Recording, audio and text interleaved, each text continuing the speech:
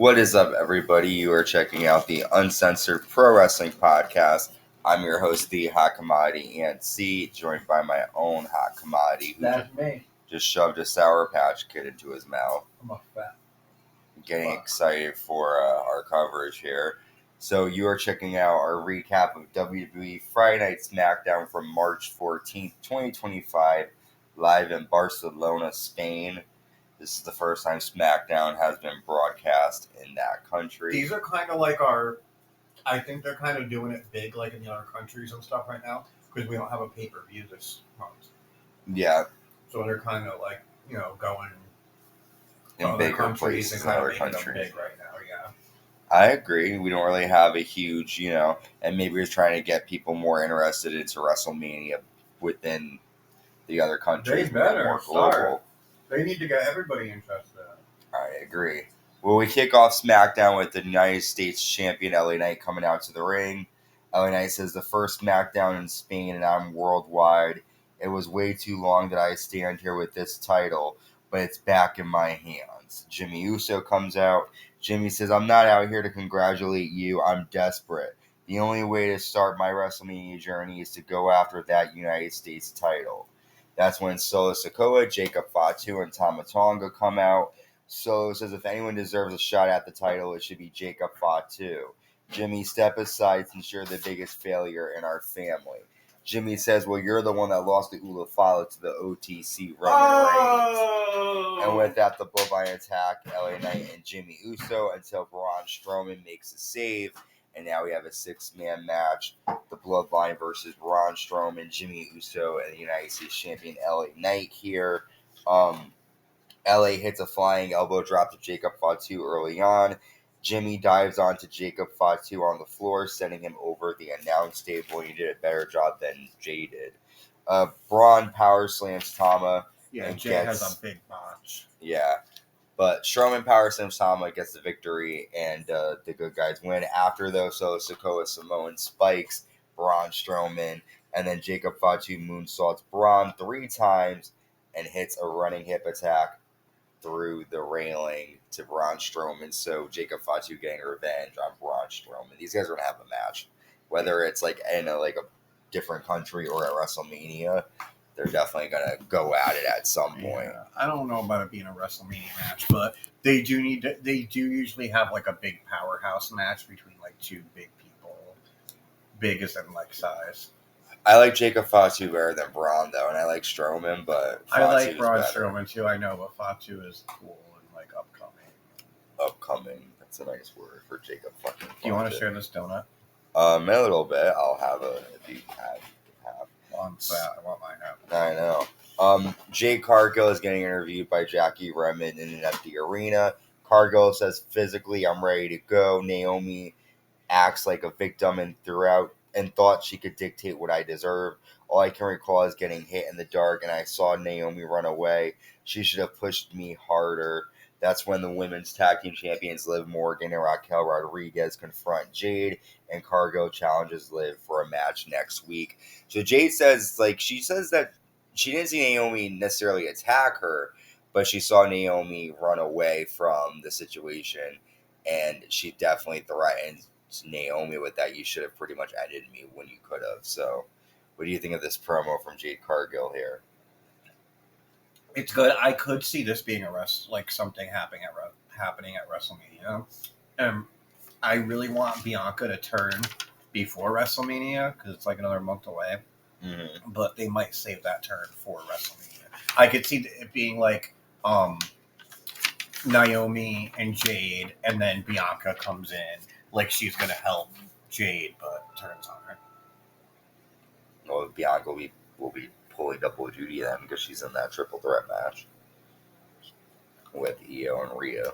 Oh, yeah, then it'll happen before WrestleMania. And there needs to be a face in that match. All three of them are. There needs to be a heel. All three of them are face. Rhea's not going to turn heel, and I doubt Io will. So, yeah, there needs to definitely be a big heel. Well, we'll see. I agree. I definitely think Bianca did it. But, they might even hold it off and bring it to SummerSlam. This whole time we're thinking it's Naomi, but it's actually Bianca. That would be a long wait. I know. Charlotte Flair defeats B-Fab after landing a super kick and a natural selection, and then applies the figure 8. B-Fab taps out after Flair keeps it applied until the women's champion Tiffany Stratton runs out and attacks Flair. Guards separate the two. Both ladies brawl on the floor.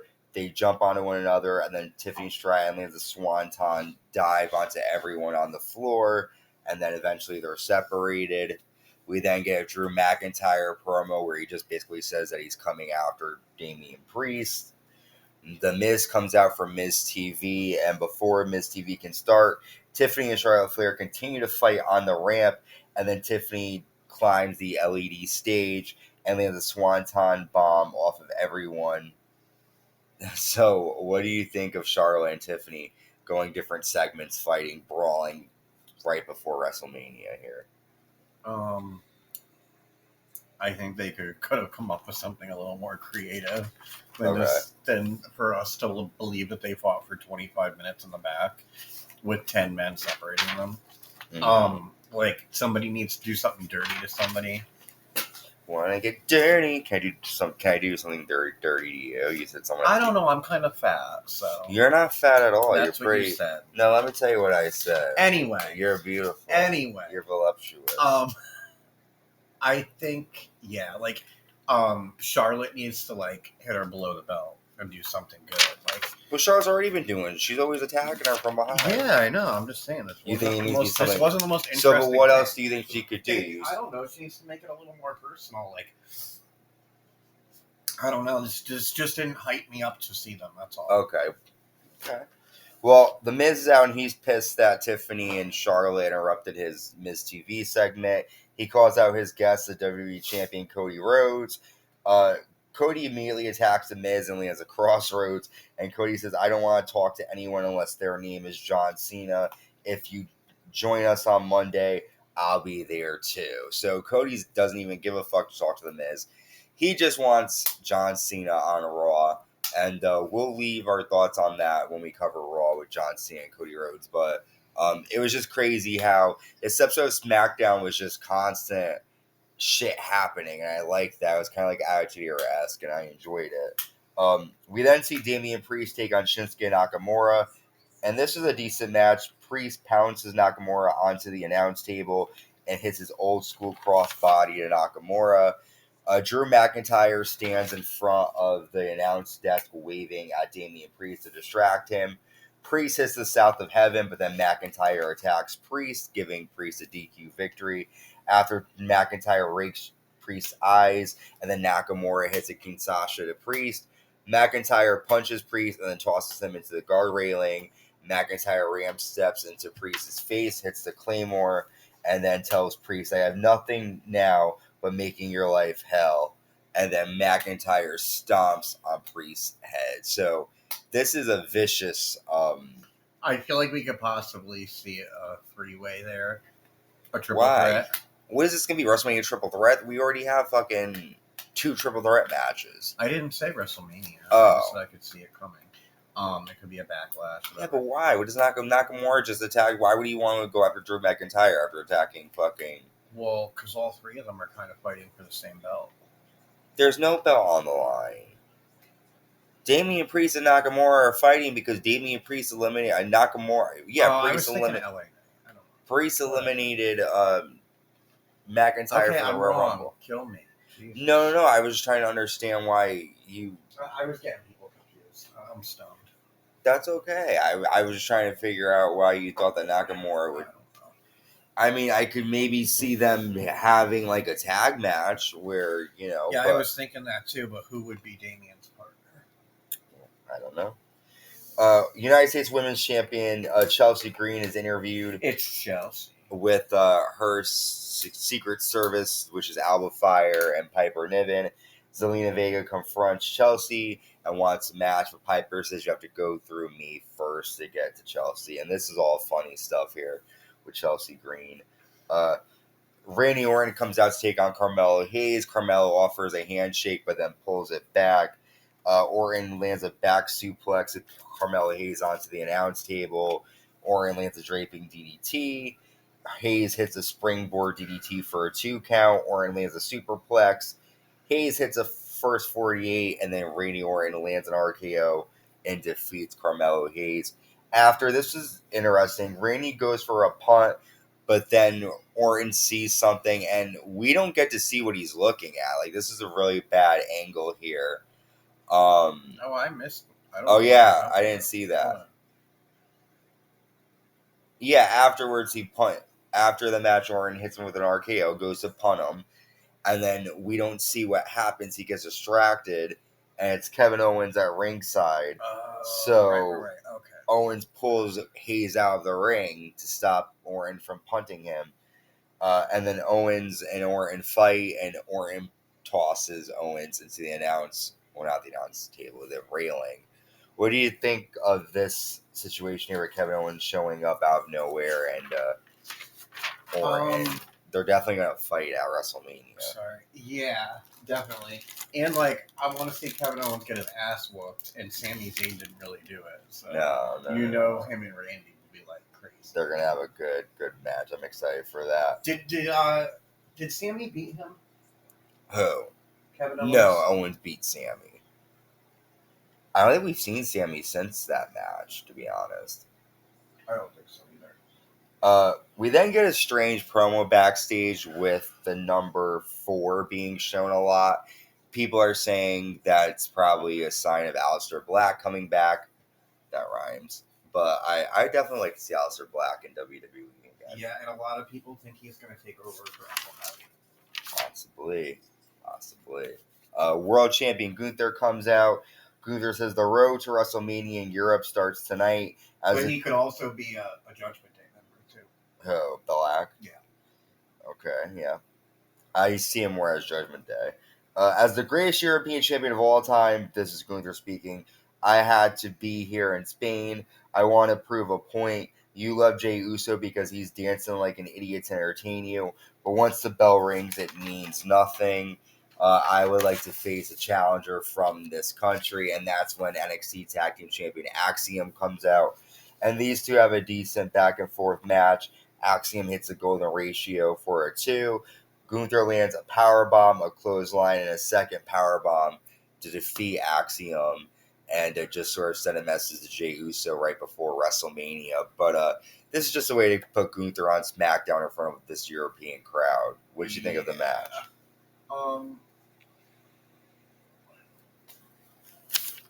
I don't honestly I don't think there was like a big point to it. Like, even if the match went the other way and he somehow beat him, which isn't going to happen, it's still like it doesn't mean anything about Jey Uso. So it's just like whatever.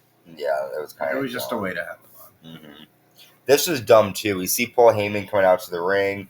Paul Heyman says, today all over the world is Roman Reigns Day because it's the release of WWE 2K25. My friend is the best in the world, CM Punk.